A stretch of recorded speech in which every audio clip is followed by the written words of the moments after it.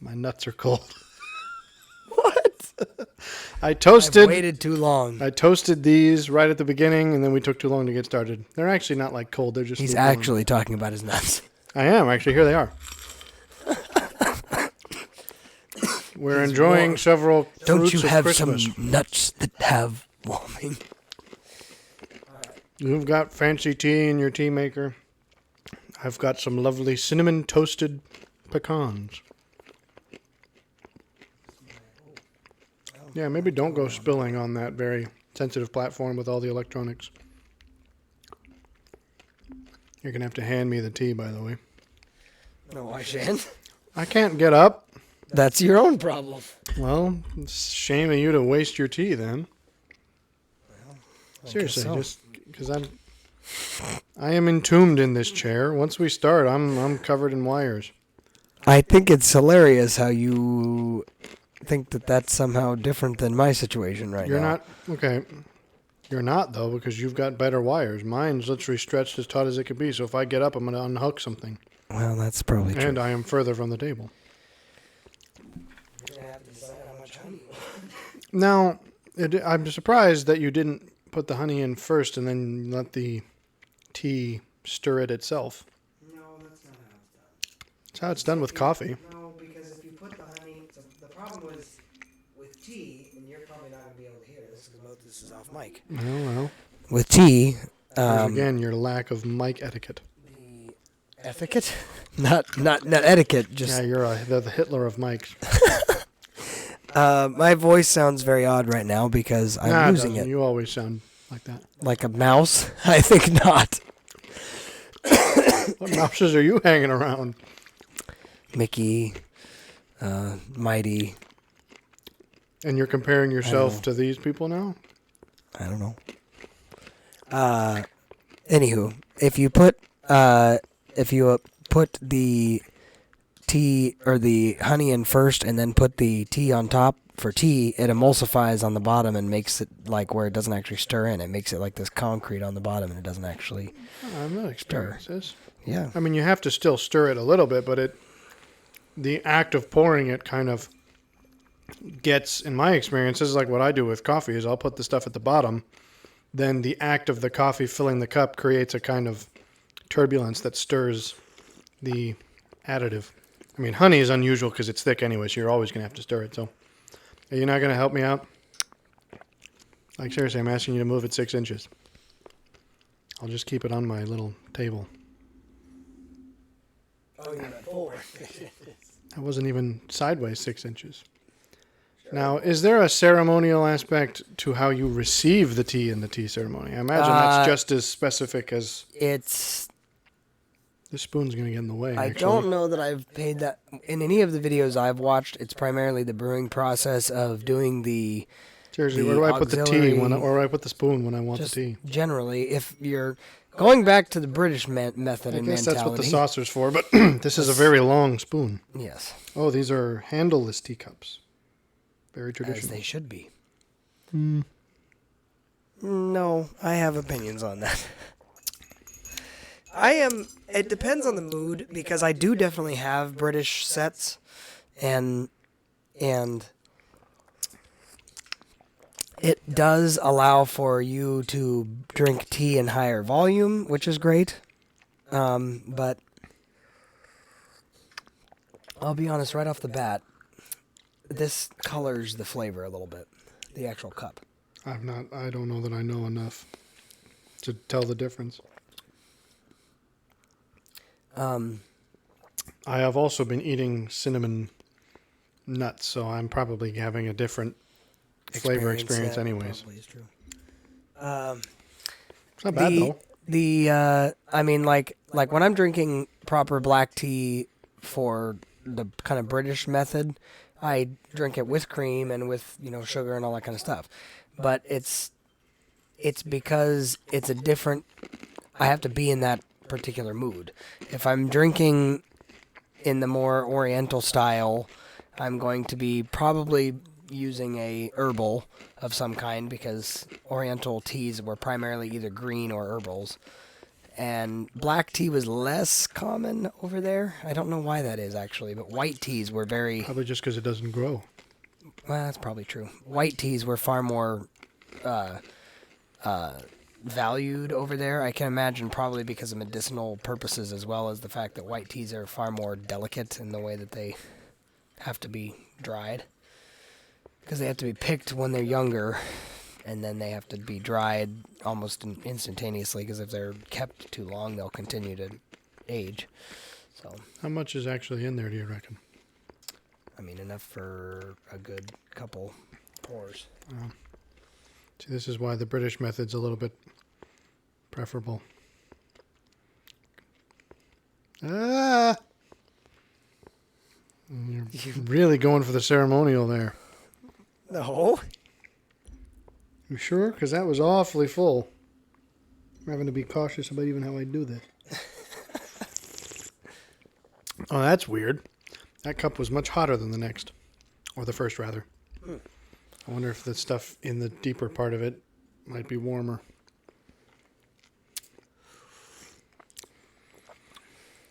I think also I have the thing about tea that a lot of people have about coffee.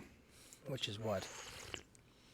Which is that there's a fascination that the substance itself doesn't always live up to. Because a lot of people are like, oh, I love the smell of coffee. I just don't like how it tastes. And I can sort of understand that. I mean, kind of. I was never one of those people. I had no opinions about coffee until I just needed it. Well, thus far, because I've had this chamomile before in my glass cups. So if you're wanting to like have the purest taste when it comes to tea drinking, you want glass, because glass is colorless. I suppose is what tasting any. I'm tasting a ton of color based on the teapot itself, which is a little strange because I'm not used to that. I don't know whether that's just that the cast iron has to be kind of broken. Well, cast iron always adds a flavor to anything you cook in it. That's probably true. And I mean, probably the more you brew in, that's probably. It's also probably true. Did you rinse this? I did. You're talking about previously? Yeah, I had. And did you? I imagine the more tea you make in it, it'll probably gain that kind of tea. Yeah, that's probably thing. true. I mean, that's why people like cast iron. I don't know that I did it with the cups. I didn't think about that. I did it with the pot, but.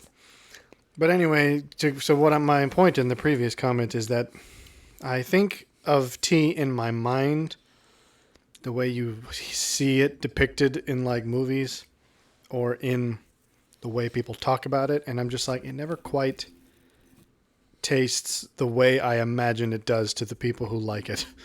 Or it's like you expect something a little bit more robust, bursting with flavor, and it's a little bit more. Yeah, so robust. You're thinking it's supposed to be a little bit more vivacious in the flavoring.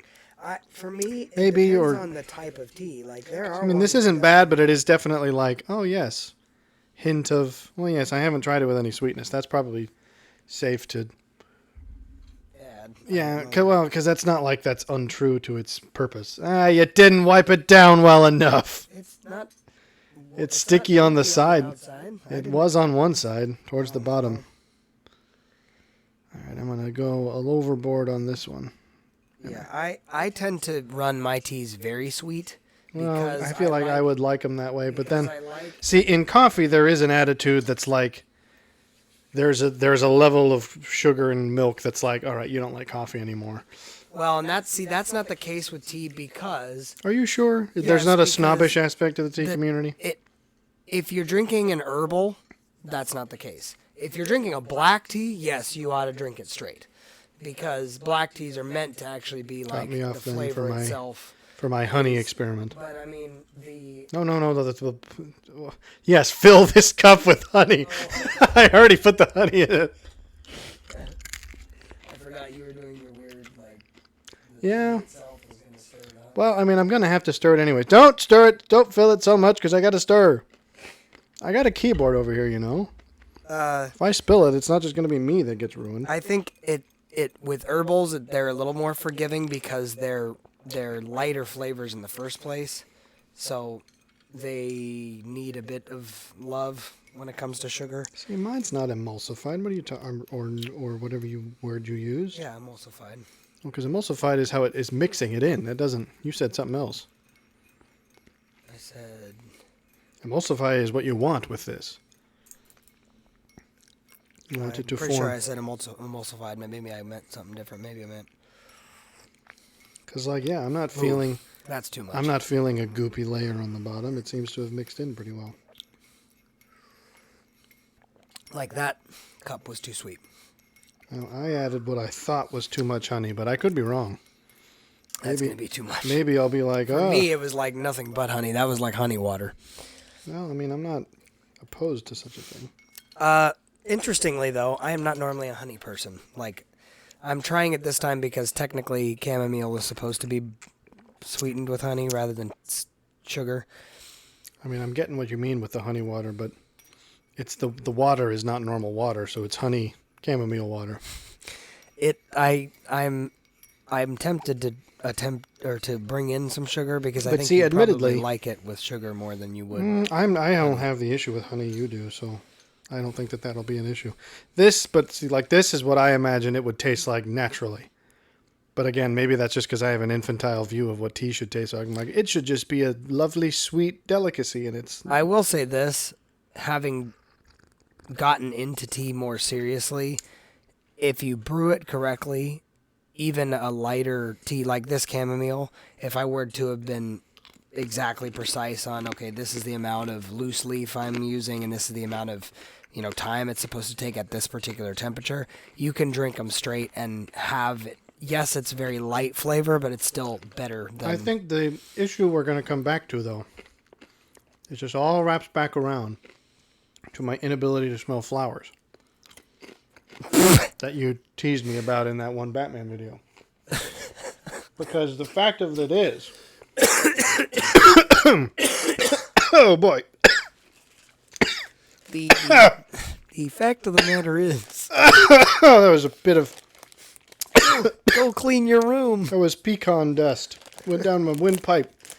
And I'm cagey about it because I'm holding a teacup. Trying not to get it everywhere. oh, boy. That's interesting. It's a peach ring without the hole. Oh, it's a peach. What do they call it? It's a peach Bismarck.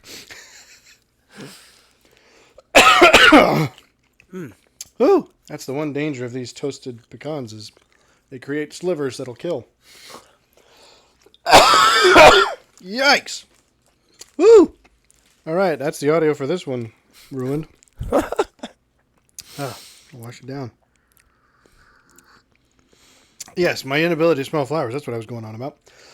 I thought I was done. Can you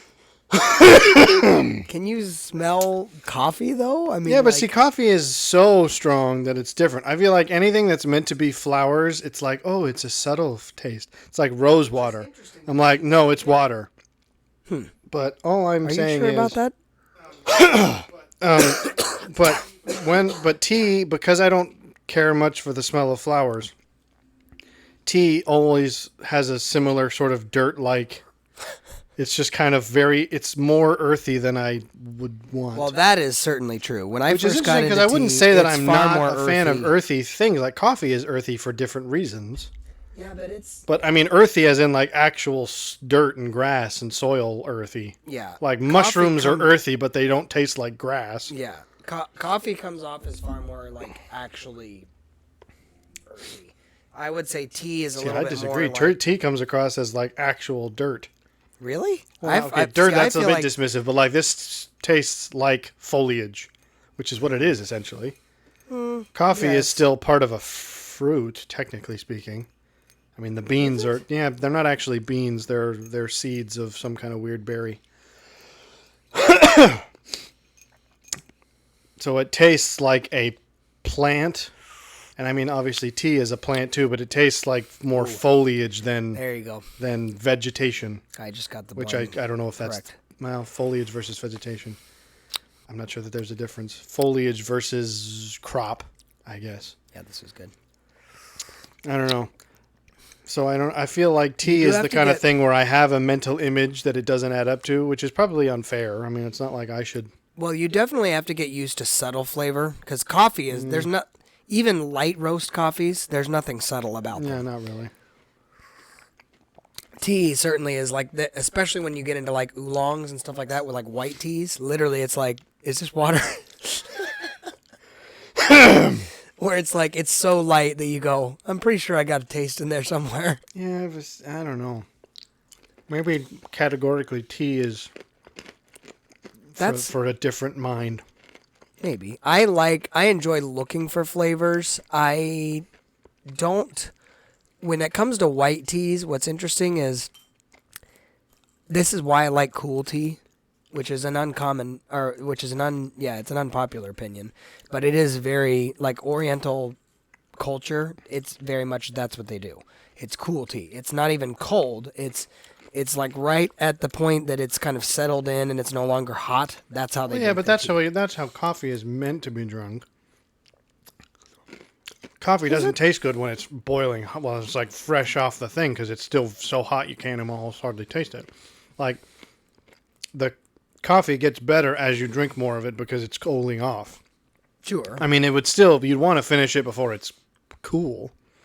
I mean, you'd want to finish it before it's warm, ideally. But you don't want it to be drinking it fresh right off the boiler because it'll still be too hot for your taste buds to even register. Right. But it depends. I think if you tend to like more robust flavors, you just probably like black teas. Yeah, but see, robustness, it just goes in the opposite direction. It's robust in the earthiness. Yeah, that's true. And I'm just like, maybe I don't like earthy flavors as much as I think. Because I would describe it as, because I like mushrooms and coffee and what else do people describe as earthy? I don't think I've ever had truffles. Yeah, those are weird. Why do people describe those as earthy? Because they're buried in the ground. They're like roots. They're not Truffles actually roots. are? I don't know what they are in terms of like what species of plant, but I know that they grow under the ground. Why do we eat them as candy? That's why that's why they have pigs who are trained to smell truffles. Because pigs apparently have a thing for truffles. Huh. So they actually dig them up out of the ground. So I think the earthiness of them may just be because they're literally in underground. I would say potatoes are probably earthy. Yeah, see, potatoes, I like. Yeah, potatoes, carrots even, onions. See, onions and carrots are great too. I don't know, but see, that's right. Because the thing about tea is that it doesn't taste like a plant. It tastes like grass. It just tastes like the actual earth. Which, I mean, you can make tea out of grass. So, I mean, I feel like I'm onto something here. I'm not just making this up. Grass tea. No, I'm saying I'm not making this up. Like, there are teas that it's such a just, take this clump of grass and boil it, and it's tea. Like dandelion tea, similar thing. It's like, this is just this is just a very weed. odd tea. I'm saying coffee and mushrooms and other things that are plants taste like plants. They taste like a crop that is grown for its flavor. Which is probably like... Whereas tea So, just for tastes instance, like a bush. Any bush could be tea, as far as I'm Rebus. concerned. Yeah, I like that because it doesn't taste like but earth. Technically, that's not... it's the classification of that is literally not even actually It's a just tea. an infusion. It's an infusion. But see, all tea is an infusion. Coffee's an infusion. Well, I agree, but for some Technically reason... speaking, coffee should technically be considered tea. For some reason, Rebus is called honeybush, and it's not considered a part of the actual tea family officially. Well, it's because it's not a leaf. Yeah, correct. Is that why it has to be a leaf? It has to be herbal to be a tea? Yeah. I guess that it's a makes little sense. bit of a silly It's the similar distinction, difference between herbs and spices. I suppose. It's just, does it come from the flower of the plant or the leaves or the barks and the roots? Are we just... Is this... I this is figured gonna be we'd. the, I figured we'd. I don't have a we'd view have- of the actual time. Oh, it's been 20 minutes already. we'd have- I thought we would just cover, since this is the last Friday of the year, we do a retrospective. Oh, fun. I'll finish off. How much I've had? Like what, 3 of these? How much do you think I will have before it's gone? Because I also The last cup I had was perfect as far as the blend. I didn't add any honey. I'm wondering if the residual honey from the last one will be enough now, because the last one was a lot.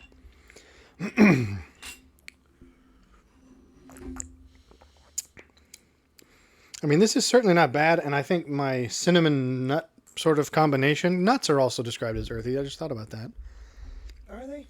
Yeah, woody is often how they're described, Woody, I because can they are, understand.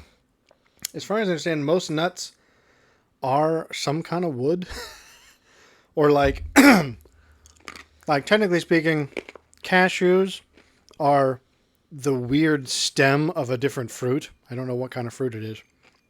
And I think a lot of nuts are like they grow next to the flowers as like sort of weird vegetal buds that then turn, I guess, soft and can be eaten. But yeah, a lot of people describe them as woody, and I don't mind that. So it's literally, I don't mind things that are earthy so long as it's not earth itself. Like wood. You want things that are earthy, meaning like they come from the earth, not that they are the actual dirt. Maybe. Because there is always a distinct part of tea that I'm like, this could be any leaf, and I wouldn't tell. You have to do use the actual spoon as a measuring device. That was the perfect cup of tea. For the honey, you mean? Holy cow. Well, okay. Spoon my honey. Spoon me, honey. That was delightful. This is gonna be a bad idea, I'm sure. It is. Oh wait, because it's gonna drip. Oh, okay, you got it. Whoa! Catch the spill. All right. That was it was just brilliant. It's just enough. See, but this is what I say to your strategy, because if the honey is sticking to anything, it's not the cup, it's the spoon. When you put the honey at the bottom of the cup, again, the heat, I think, makes it melt much faster, whereas you put it on the spoon, it still kind of sticks for a while. Wow, that was delightful. I really enjoyed that cup. I quite enjoyed that. Alrighty. It is a bit odd. I find that there is a bit of a... Yeah, that's not bad. I mean, I don't mind this even just raw, because this is, you say it's apple leaves? Yeah, apple is what the... Apple, it's interesting. This is true of a lot of fruits. I like fruit flavors, but I'm not a big fan of fruit itself. Like, I like strawberry flavored things, but I don't like strawberries. I think it's a texture thing, because strawberries, the seeds... texture eater. I didn't know that. Yes, you did. Don't lie. I don't know that I did. I mean, I know that you're I think you should have, certainly. Well... Because the thing about strawberries is the seeds on the outside, they make them almost crunchy. And I'm like, I don't like this. I wouldn't describe them as crunchy, but not literally, not in the sense it's grainy, maybe. Grainy, yeah. I'll probably, you can have the rest. However much that may be. Yeah, I'm not overly fond of that kind of texture, but I like strawberry flavored things. I like apple flavored things. I like apple pie. I mean, that actually does have actual apples in it, but I mean, with sugar and all that stuff. But it's like, I wouldn't, there are very few fruits that I would gladly just be like, yeah, I'll just eat this as a snack. Do you feel the same way about dried fruit? I have only had a few dried apple chips I've had, or banana chips. Bananas probably are the closest to a fruit I would eat on its own as well as in other things. But even then, I'm not as my first choice. The closest I've actually come, and I'm not sure if it qualifies as a fruit, is I do quite like cantaloupe. But that's technically a melon. I don't know if melons count as part of the fruit family. Yeah, melons are fruits. Because cantaloupe I have bought and been like, this will be, with a snack, I'll have some slices of cantaloupe.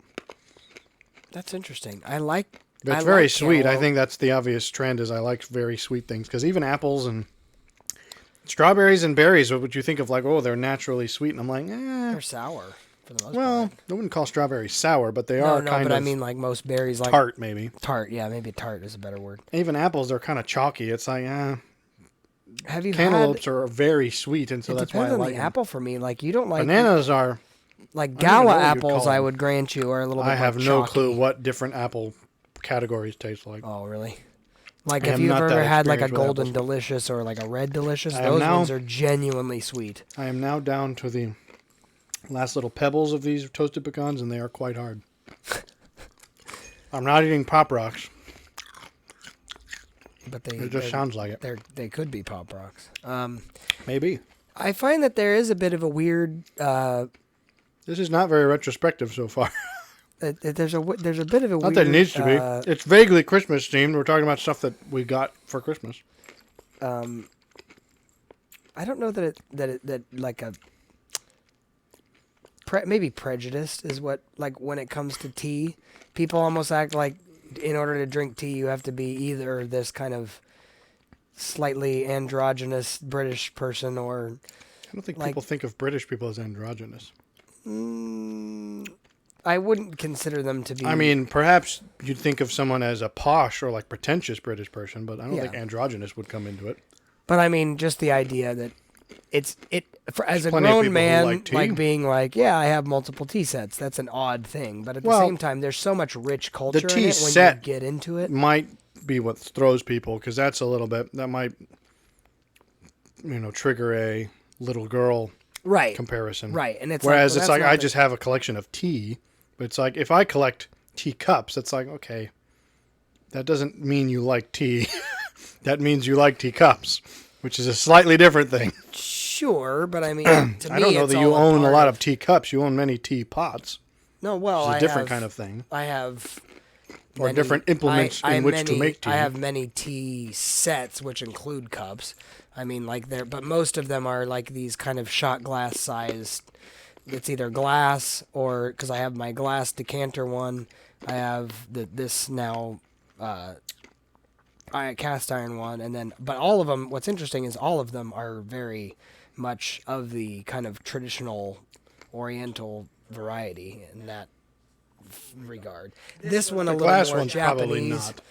Yeah, the glass one is a little more modern as far as it being more to the flavor of trying to actually get proper flavor out of tea. But the only tea set that I would actually say people would go, what is this? is the one that I have that's very like British heavy influence because that one is like Dropped it's a got nut like in my chair. it's got like okay, your nuts finally dropped into your I chair. can't get them back. That only gets worse as you get older. No, that one actually has like gold leafing and things of that nature on it, so it's a little bit more like, okay, what is this? I don't think that would throw people. I think only if it was like hyper colored.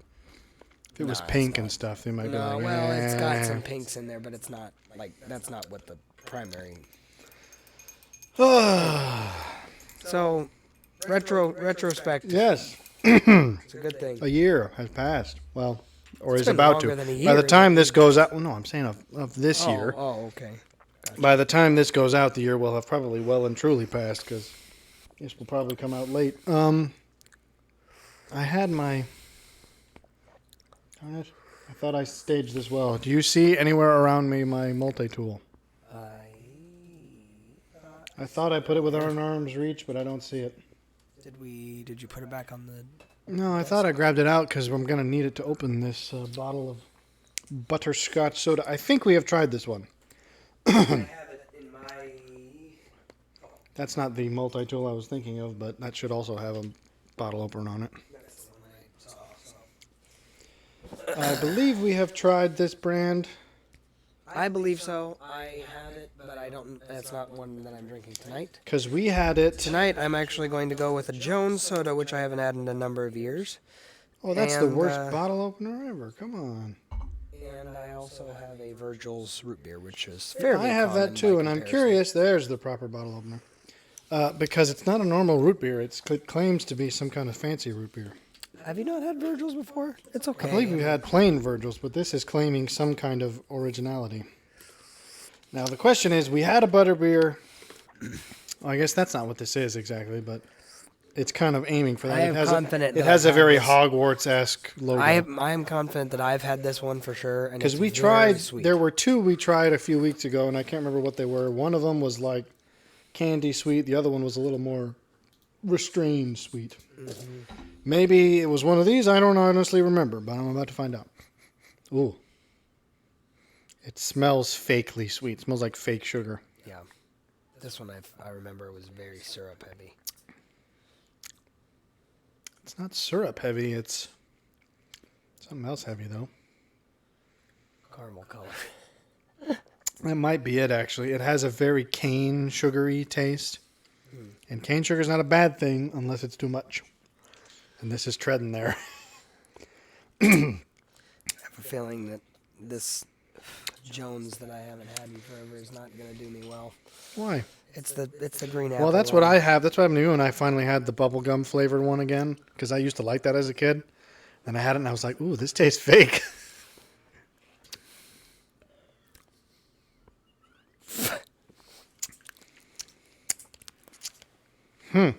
This is having a strange effect. because I've been eating so much of the cinnamon nuts, it's kind of, you get that flavor of like if you ever eat too many Nerds or Skittles or something kind of like that, where your tongue starts to feel a little bit scratchy. Yeah.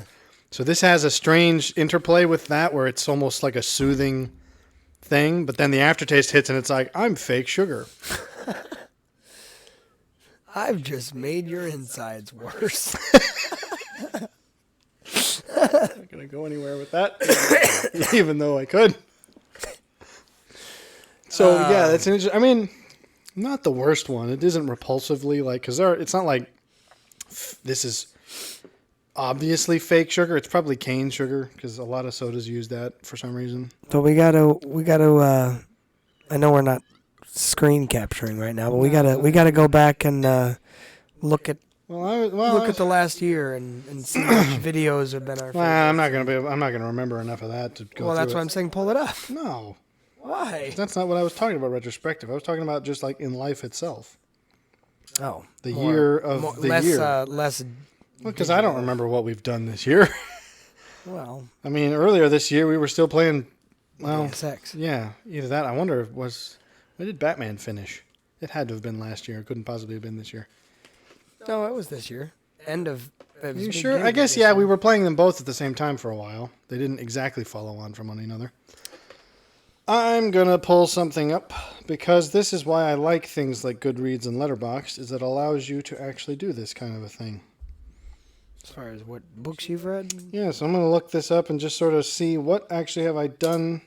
This is somewhat inspired by Adam Savage's YouTube channel, because he, for many years, has done a thing at the end of every year where the whole cast, like the whole crew, will make videos of like this person's favorite things of this year. And it's usually like, I read this book, or I got this tool that helps me do my job better. Or it's random things, and each of them has a unique perspective based on what their job is. So it's like their camera guy has obviously a bunch of interesting camera stuff you wouldn't have heard about otherwise. And I've kind of always appreciated it. It's a fun tradition. So and since I am now someone who, as we like the term, curates a lot. Sure. I'm curious just to see what all have I done this year and what did I think about it. And you have probably not added a single thing to your letterbox since the very first thing I made you add. Because I checked back a little while back and I was like, have you actually used this at all? No, it's difficult for me to push buttons on a screen. It's not even that as much as it is.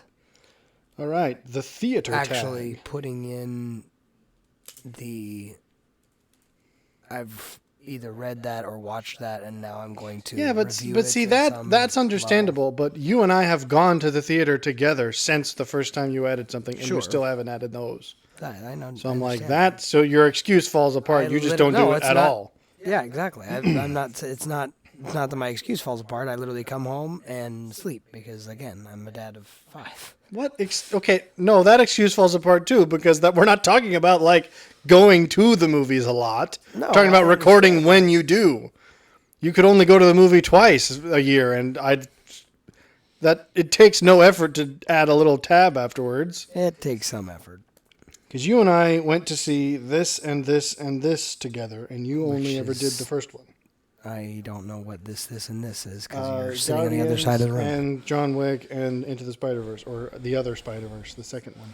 I actually liked the second one a great deal better. Really? As I have thought on it, I like it less, mostly because it doesn't end. I mean, it does. But the fact that they pulled a part 2 ending, where it's like a, to be continued, kind of leaves me with a bit of like, okay, now I don't know how I'm going to feel about it until it ends. Because if it ends really poorly, then this one's going to be negatively affected by comparison. How do I sort this? I guess by year released, but this will be... You went to see far more movies than I did. Oh, you're right, because I think all of these are from this year. Because this looks like a lot of movies, but I actually think that they are... You saw things all by yourself. Well, I have. By the way, that's not new. I've been doing that. No, I understand that. I'm just wow. Okay, so this was apparently the first year I even started using the theater tag on Letterboxd. Theater tag. As in, I did that to clarify when I watch a movie in the theater versus when I just watch it at home. Do you think that affects your Oh, opinion absolutely. on the movie? Movies Or are do you always think- better in the theater, I find. Well, sure, but should it affect your actual opinion on the movie if the movie is good? It affects how it will inevitably affect how much you're focusing on the movie. Because I'll tell you why I know this. I went to see the third How to Train Your Dragons movie when it came out because it was on my birthday. It didn't come out on my birthday, but it was still in theaters on my birthday. And I went to go see that in the theater, and I really liked it. I actually like that one probably the most of the whole series, if I'm just giving my opinion. And then a few weeks later, I'm trying to remember which one that one is. it's the last one. I understand, but I'm saying It's when he lets them go and the dragons go to live in their underground kingdom or whatever. And Burke is destroyed and they have to remigrate to a new place. I don't know that I've seen that one. I think you have, but you may not have seen it many times. I went to see it myself on my birthday. A couple weeks later, my mom was in town, so I was like, "Hey, this is in theaters. Let's go see this." And we saw it again. I appreciated it equally as much several weeks later. And then several months later, I was home for either the summer or the Christmas. I don't remember. It was one of my university holidays. And we had the whole family there and it was like, oh, hey, we should all watch this. And I didn't have nearly the reaction. And you could put that down too. Well, you had seen it 3 times by then. But it's like, I saw it the first 2 times within like weeks of each other. So if it was going to be, oh, well, I've just seen it too many times, surely seeing it that close together would be what does that. I think much more what happened was when it's on a small screen in the living room with a bunch of other people, you're not going to focus on it the way a movie ought to be focused on. Because when you're in the theater, it's dark and it fills like 80% of your vision. And hopefully people around you are being quiet. Sure. So it's almost as good as seeing a film on your own, basically. So I think you focus more intently and thus the quality of the movie is more appreciated if it's there. Obviously, if the movie's no good, it's not really going to make much of a difference. Sure. But I am definitely of the opinion, and I mean, this is Christopher Nolan's big deal about why he still advocates for seeing films in theaters purposefully, is because in terms of the art form of movie making, the theater audience is the intended audience. The home audience is a thing we've only recently been able to do with modern technology. Sure. And I wouldn't say ruins it. It cheapens it in some ways. In the same way that, like, if you were to watch a filmed recording of a play, it doesn't feel the same. Sure, that's true. Because you're not watching it in the way it was meant to be seen. But anyway, so I was going to sort these by year, but these all came out this year. So, wow. I saw a lot of movies this year. How many is this? 1, 2, 3, 4, 5, 6, 7, 8, 9, 10, 11, 12, 13, 14. It's almost one per month. How about you? I don't get out to the theater very often. Well, even if you did, you wouldn't pay attention to it, would you? 3 of them. It's not that I don't pay attention to the movie. You don't rate opinions. Okay, you don't record them. Rate them and record. Which is them. weird. Why don't you? Because it seems like the kind of thing you would do. You curate a lot of other things in your life. Yes, that's true. Movies for me are a little bit more of a pass or fail thing. It's less something I analyze in terms of. I don't know that I agree, because you still, when you're forced to give a rating, you will give it on a scale. Yeah. Because I have friends who, like, on Goodreads, it's like either they like the book or they don't, and so it's either a 5 or a 1. Oh, that's dumb, though. That's what you're describing, though. You're describing, okay, either I liked it or I didn't, and they're just going to either extreme to typify that. I can understand that metric, but I wouldn't ask them for a recommendation. Within a scale, though, that has actually got a 1 through 5. That's obnoxious. Which this does. Yeah, it does. I'm saying in my natural and organic, just kind of like thought process. But surely, I don't fully agree with you, because you would surely agree that there's films you like more than other films you also like. Not all films you like are equal, which means there must be a gradation of liking, which is what the scale represents. Yes. I just So don't it's know mostly just that you probably you're not putting the effort I into just it. don't know that I would put the effort into making my opinions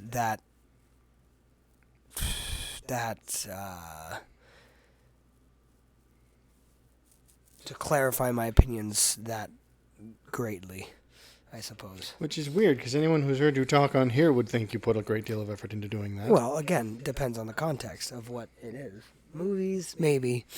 I don't know.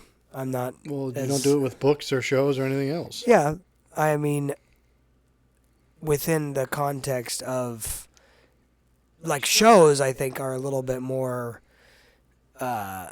See, I don't have shows. I don't know, because I think Letterboxd might have the ability to do shows, but it still feels Does it off to really? me. I don't know that you can do that with shows because every each episode's episode is yeah. different. Even of a show that's good, one episode might be worse than another Right. episode of a show that's So bad. that's difficult. Yeah. But it was one episode that was really good. Yeah, that's hard. Yeah, I don't know. I'm just. All not, I'm saying I'm is not I great spent a at lot of actually time taking the getting time you to do that. actually get on Letterboxd, and now that you are, Yes, it means nothing to me. thoroughly disappointed. Well, because the whole point of this was that we wouldn't have to be constantly, like, you wouldn't be surprised by all the movies I've seen if you were actually on here seeing me see them. Well, that's true. Or you could just, invite people places. Well, okay. Half of these I don't think you would have wanted to see. I'm joking. And the other half, like a third of them you did see with me. And the other third, of them? How? probably a quarter. I was about to say, I don't know that Out I've of seen 14, you saw four of them. That's almost a quarter. 4. Which I guess I'll go through them since we're going yeah, through we it. might as well. Because Part of the reason I want to do this is there's two categories of, like, films, my favorite films this year. If I was to pick, what are my favorite films this year? favorite film. My favorite. There's my favorite film that I saw this year, which does not mean it came out this year. And then there's the favorite film of the year that came out that I saw in theaters or otherwise, which, they would have all been Meaning theaters in this it case. actually came out, like was made by this year. This is starting to get a little cloying. Now that I think the cinnamon flavor is passed, it's not combating that as much as it needs to be combated, and the sugar's just running rampant. The sugar's just running. But anyways, so in terms of films that came out this year that I liked. There's something about this film that I like. What? Are we separating via category though too? Because No, I don't think you need to. don't you though? Because I feel like you can't No. compare a comedy to an action film. I think you can, because you're comparing them within, I think even as you rate them, you're rating them within their category, sort of, because you can't avoid doing that. Like, I'm not going to rate a comedy based on my standards for every film ever, because they're not going to hold up. Yeah. Like, because it can't, because a film that is an excellent drama will fail as a comedy. So when I say it's an excellent drama, I am taking into account what it's trying. Again, it all goes back to the Romantic Manifesto, which will probably be on a different list for this year. It's not only how it does it's what it's doing and how it does it are the two criteria of art. Yeah. You can't separate them. So it's only a good drama if I am comparing it to other dramas. But anyway, I will actually say of all these that I saw, I suppose this could have been probably something I capture, because otherwise it's going to be hard to go through all of this. I don't feel like I want to name the name of every single one of these. Well, you're gonna have to unless you want to capture it. Are you gonna capture post edit? No. Well, then you just. I saw 14 films. I won't tell you what they are. I'll probably talk about some of them in just general detail, but I would say of all these, and this is not going to help our weeb conversation, and also this might be disqualified because technically speaking it came out at the end of last year, but it wasn't dubbed in English until the beginning of this year. Which is which? It is called Suzume, which was a film by the director's name. I'm going to try to not forget it. It's, I believe, Makoto Shinkai, something like that. He's very famous Japanese animation director. Is there anything I would know that I highly doubt that, but anyone who does know his name, or maybe if you don't know his name but you know anime films, the films Your Name and I think he did Weathering with You. These are famous anime films that people who like anime films will recognize probably. So if you didn't know his name, he made those. But I had never heard of him.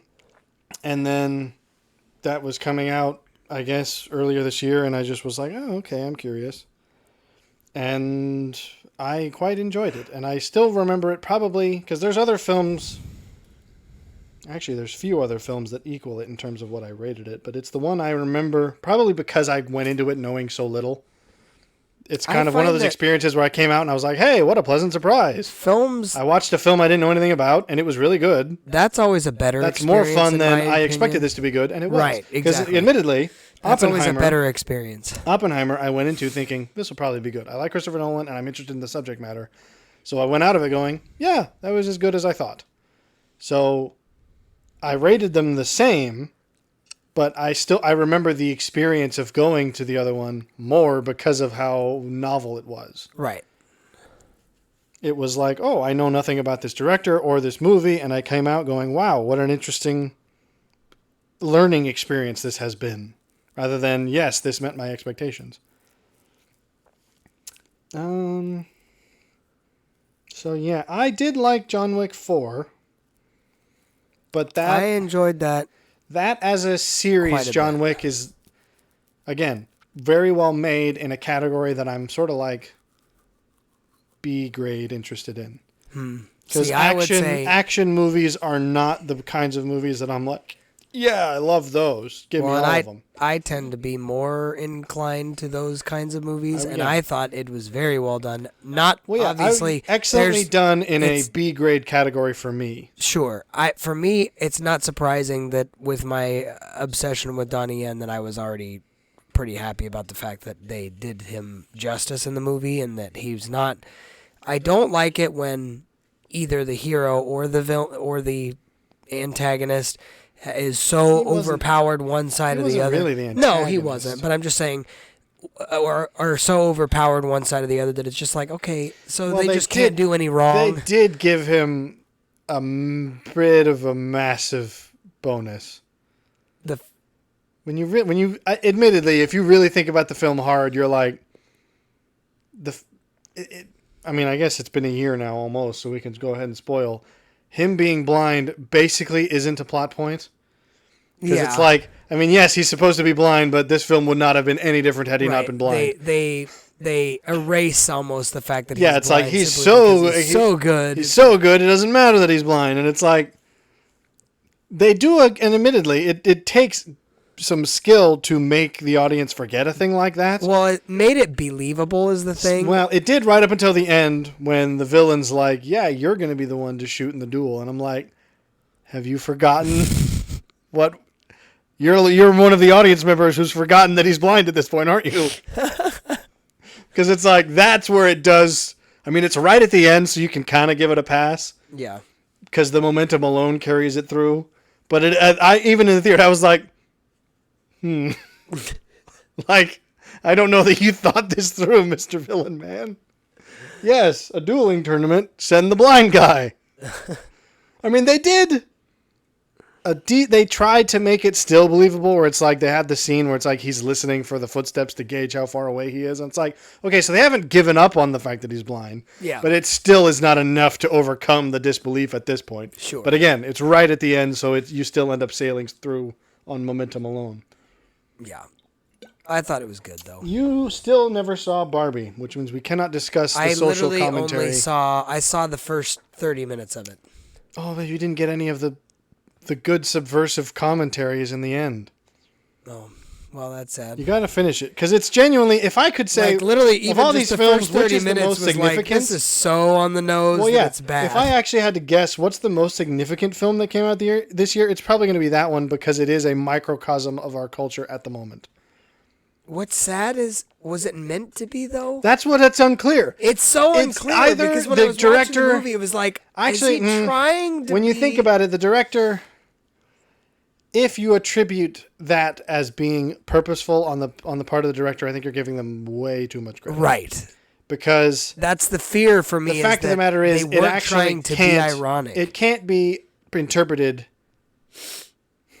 in either framework. Yes. It cannot be a purely feminist propaganda film because too much of it contradicts that narrative. But it can't be a subversive, secretly pro-tradition narrative because too much of it contradicts that as well. So it is a confused film by its nature. The only thing that makes it fascinating is that it's confused in exactly the same way this generation is confused. So it's literally a microcosm of the way our generation thinks of itself. And I think for that reason alone, it's a sort of cultural landmark of this year. Of all these films, this one will probably have the most... I never know if I'm using the term mimetic correctly, but I imagine it will have the most mimetic impact going into the future. Because I think this, I mean, like, this could be in 20 years, this could be in film talk, this could be in a film course talking about how film reflects culture, because it is just that kind of a thing. Sure. Only a culture as confused as ours could have produced a film as confused as this. Which is why so many people find it fascinating, because it's like, despite the fact that it doesn't make sense narratively, it makes sense to us because we see this level of confusion around us. So we're all like, hey, it's the confusion we all live with. People on both sides of the aisle are going, that movie, it's got the... So it's almost... I wouldn't say it's been a uniting film as much as it's been like a... It's a cultural milestone. It's a cultural people can litmus at test. least people can at least connect with it in some form or fashion. What else? Indiana Jones 5 deserved better than it got. I'll just say it. I think a lot of people went into it because I saw a lot of people online who basically admitted, I'm not going to watch it because the fourth one burned them so much that they're done. I think this one did a good job at redeeming the fourth one. That I do agree. No, I don't think that's what it did at all. No, I'm saying... I would say, if anything, to those people who say there's only 3 Indiana Jones films, I'd go, no, there's 4. No, that's what I'm saying. And this takes the place of the fourth. Right, that's what I meant. And I genuinely... I'm not saying it redeems it, meaning like it makes the fourth one okay. Yeah. What I'm saying is it makes up for the fourth one. But outside of that, I go... See, I don't even agree with that framework because that's unfair to do to this film. The fact of the matter is, it's a film that came out under the worst circumstances. That's true. So that's why I recognize that it was sort of inevitable that it had the response that it did. Yeah. But I still don't think it's fair. It probably deserved better. I don't know that it deserved... Had this been the fourth film, like had the fourth film never happened and this been the fourth film, because the fourth film had its own controversy of like, why are we reviving this 20-year-old franchise? Rather than, why are we reviving this 50-year-old franchise? Well, but this one felt like it was like, we are reviving it. The other one almost felt like, what are you talking about? We've been making Indiana Joneses forever. It's like, no. No. No, this is really old and this is really bad. Like, this one actually acknowledged he's really old now. Well, they couldn't have helped it at this point. All I mean to say is, if it was judged on its own merits, I think people would think not highly of it, but better of it than they do. Yeah. Because many people think, it's like the fourth one, skip it. And I'm like, There were scenes in it that genuinely made me think, that feels like a genuine Indiana Jones moment. Yeah. And I also think they didn't try really hard to make him still They didn't lean as heavily into the action parts of things. They did a bit. Yeah, but it wasn't ever to the point where you're going, okay, how old's he again? Well, they do reference that on purpose. That's like they can't do what they used to do, and they make that... Some people, I think that's refreshing. Interpreted that as being like, they're just trying to emasculate him. I'm like, well, no, the man's old. Age happens. Like, we don't need to hide from that either. I didn't quite get the vibe. The other thing is, I think too many people allowed the studio behind the scenes stuff to color their perception. Because a lot of people interpreted the young chick as being like, they're trying to replace Indiana Jones with her. Which apparently there was some studio drama that they might have tried to do that. But having not been aware of any of that and just going into the film blind, I didn't get that. I got very much the vibe that you're not supposed to like this chick. No. She's obnoxious and arrogant. Yeah, I didn't get mostly that vibe. kind of...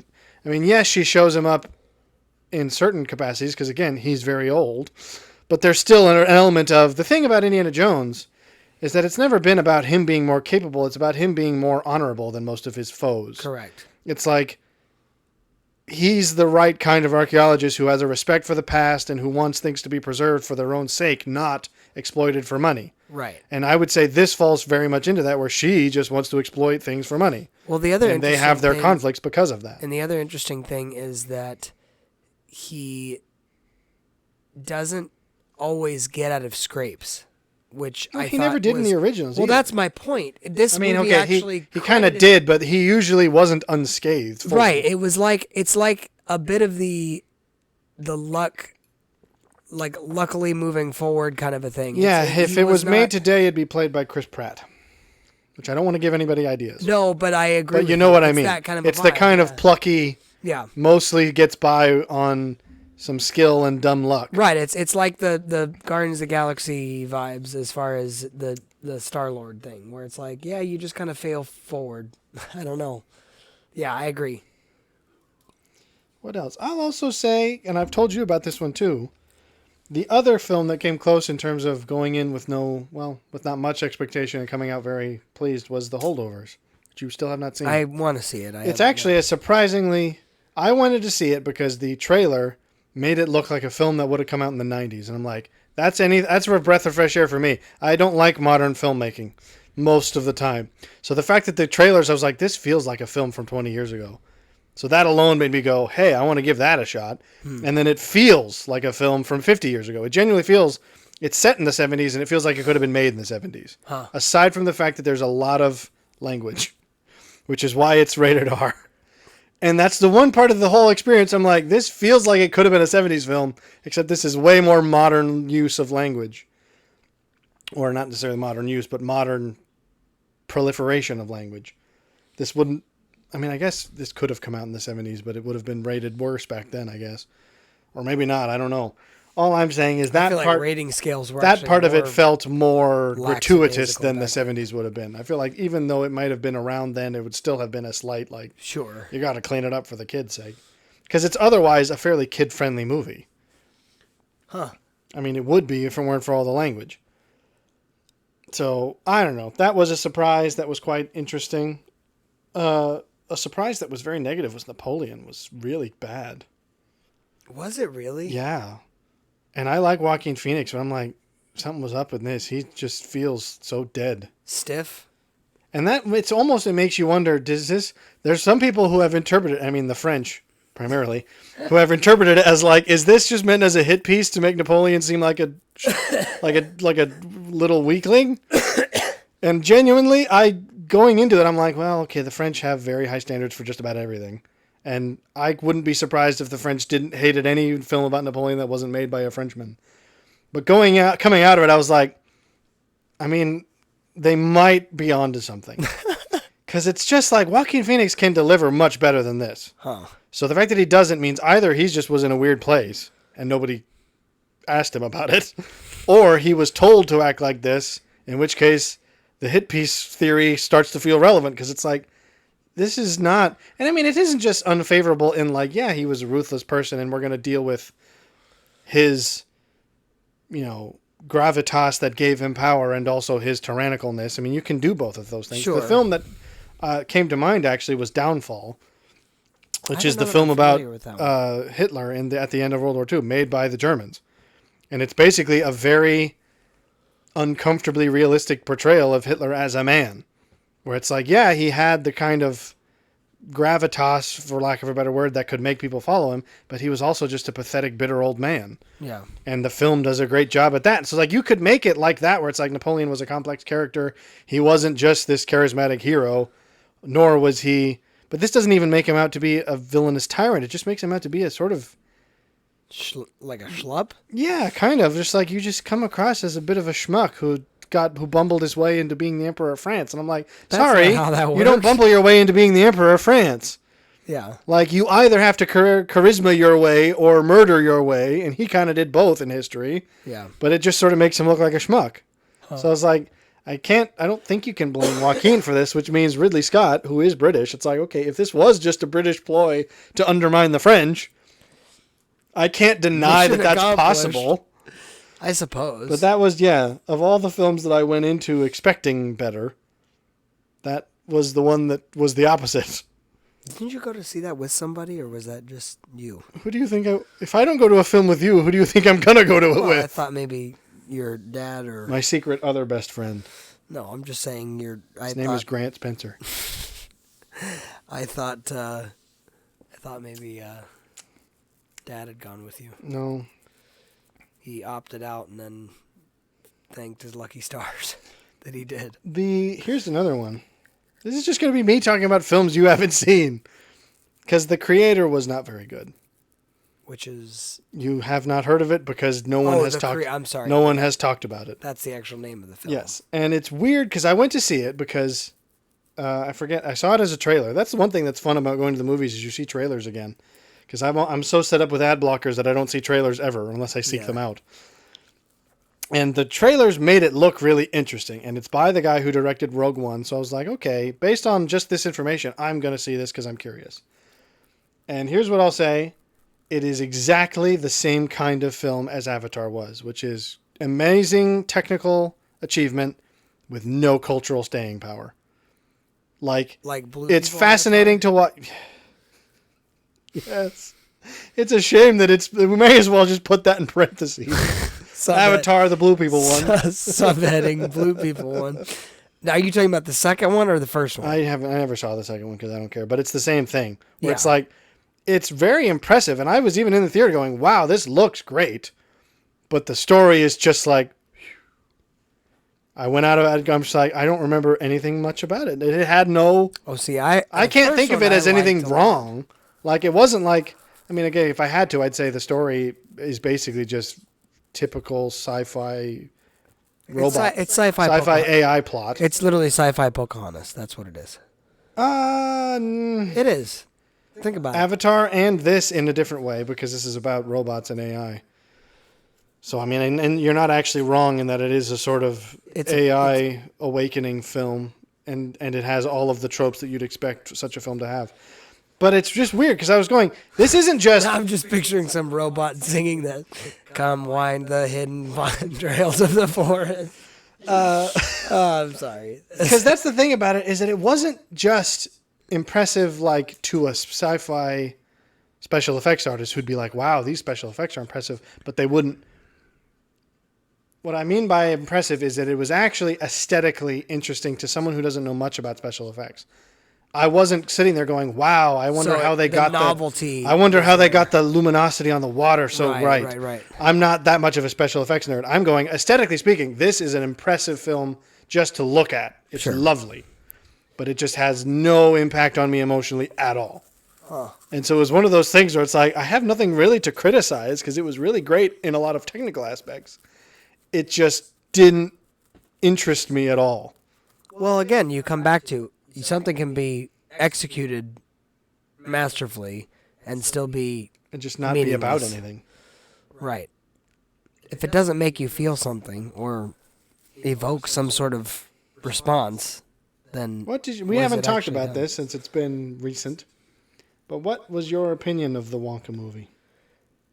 I actually enjoyed it on so I went into the film thinking this is going to be a good family film to see with my kids. I mean, and I came out of the film optimistic than I didn't go into it expecting negative, but I went into it with a total blank slate. I came out of the theater thinking it was far more inspirational than I expected it to be, in my opinion. And I think it didn't... the one qualm I had with it was that a lot of films are leaning into this kind of High School Musical, Newsies vibe of like everything has to be sing-songy and there's got to be like a song in every... I didn't realize it was a musical when I went into it. But... so everything's kind of moving in that direction of like the Greatest Showman vibe. Okay, you're referencing films that are all fairly old. No, I'm not. Okay, High School Musical is like 15 years old. Sure. Even The Greatest Showman's like 5 or 8 years old now. So I'm just saying. So this is not a trend, really. But I'm saying it's got that flavor where it's like, oh, everything's like there's going to be a song every 5 minutes. And it's like, okay. Well, the original had musical elements, but it was not this Not level quite of that musical. much. But the thing I loved about it was that it felt familiar in that he felt like he wasn't disconnected from the Gene Wilder version, and yet it was still a refreshed version. It was not just like, oh, we're going to do the same stuff or like recreate. So that a similar part I feeling really about it as I did the other one, which is like I was surprised by how well made it was. But the fact of the matter is, I don't think it's going to live up to the legacy that the first one has. Oh, certainly And not. that's an unfair. And you might say, well, is it unfair because that's what it's trying to do? Like you made this film though? because of the legacy of the first one. Yeah. So yes, I'm going to hold you to its standard because you literally used its standard as your reason for existing. And that's where I go, you do yourself a disservice by attempting to follow something so iconic as that. Because as much as I thought it was great, I'm like, I don't think it justifies its own existence. Because it won't outshine the original. No, it's certainly the not best gonna it could outshine do the is original. equal it, and I'm not sure it even does that. No, I wouldn't say it equals it. I wouldn't. I would agree. I don't think it equals it. I certainly think it expunges the terrible travesty that was the See, I weird. don't think that the Tim Burton one was that bad. It's It's weird and weird. it deviates certainly, Yeah, it was not but good. not in a way that I think is problematic. It wasn't good. I just think this one felt. It still had the whimsy and the kind of, I would say it had more Goofy, whimsy personally. but it was less It did not feel like tonally the same series. as the original. It felt sillier, if you can imagine that. Huh. Because the first one came out in the 70s, so as much as it was silly, it still was silly for the 70s, which we've way outstripped in recent years. Like, the silliest thing the 70s produces is, to the modern day, pretty run-of-the-mill. Yeah. I just thought it was inspirational again is what I would say because it was Recall being emotionally inspired by it. emotionally I was surprised at how much weightiness they gave to like his whole backstory with his mom and that whole thing. And then also there was a bit of he had to decide was he going to put his own ambitions ahead of, being somebody who actually was a caring person or what is it? What do you want to call it? It's not even that he was like, oh, I have to give up my dream to actually participate in society as much as it was like the weight in which it gave having to pursue your dream and what it is going to cost and how much you're kind of having to run uphill, I thought was a good element. So I enjoyed it. I don't know that it's like one of my favorite films ever, but I certainly will own it probably. I thought it was good. I mean, that's the question I would say is if you like the original, and I'm not so wild about the original that I needed this. So, I mean, the first film was, fine by my books, but it isn't like my favorite. And so in that vein, I don't feel like this one is out of place. It's like, yeah, sure. I don't think you'd have to be like expunge it because it doesn't fit. It fits, I guess, just fine. But I don't know. I was suitably impressed where I didn't go out going, that was awful. And I was like, oh, that was actually pretty good. But I don't know that I was like, wow, I'm really glad that this exists. I went into it concerned that although I thought it was going to be a good family movie, I was going to be annoyed at the fact that but see, this is what's weird is that I don't quite get that dichotomy. What do you mean? Well, because I don't think a film can't be a good family movie if one member of the family hates it. Like, if dad and mom can't watch it, it's not True, a good family I thing. suppose. This What is I what was makes saying great was- children's TV. It's like, why is Bluey great? Because parents love it more. Most of them love it more than their kids. Yeah. Because it's that kind of a thing. Sesame Street, I think, in the olden days was similar. It's like, Right. Yeah. parents can watch this and actually not be like, ugh, this is just drivel that I have to let the kids watch. Right. Right. Because I would be like, I don't know, I would want to be the kind of parent that's like, no, I'm not just keeping you alive. I'm training you to have decent standards. Yeah. You're not going to watch crap. I went into it hoping that it was going to be a decent family movie. I was a little bit concerned that they were going to go a route of like making him so quirky that they didn't give him any substance, and that didn't happen. No. Which I was excited about. Fair enough.